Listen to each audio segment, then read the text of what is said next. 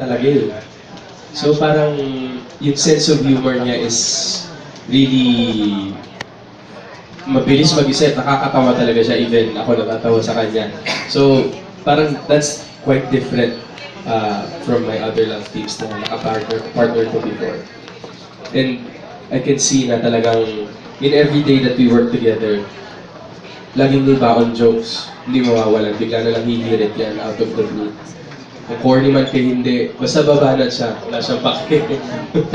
That's nice. Another question, may ka-clarify lang ako. Kasi may sumakakat sa social media na parang because of the popularity of Aldab, marami daw artista yung naging jobless. Yung parang project nila nalipat daw sa Aldab. No, of course, that's not true. Grabe naman yun. Have direct space. Read direct space. That's not true. Hindi naman nila pananagutan ng careers ng ibang tao. Bakit sila sisisihin? That's silly. Okay. Thank you, Direk. Thank you, Alden and Direk.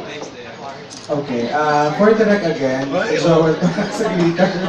Direk question na, how do you handle? Kasi pag lumabas yung movie, baka may mga mas lalabas na it's Alda ba nagdala, it's not Vic and I.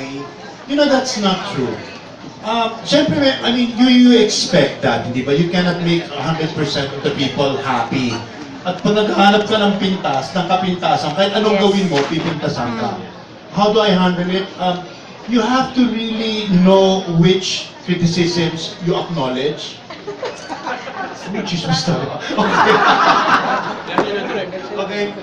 You have to acknowledge which criticisms you have to dignify and which ones you just let it slide off your back like water on a duck's back. Hindi ba? It cannot be helped. But I can assure you, I mean, how could you question Vic and I? Hindi ba? They're icons, hindi ba? And in the same manner, how can you question? The movie caters to two distinct generations. Okay, so i-expect na namin yan. At ang aming reaction niya niya, uy, Pabebe na lang. bebe na lang, okay. Eh di wow, tama.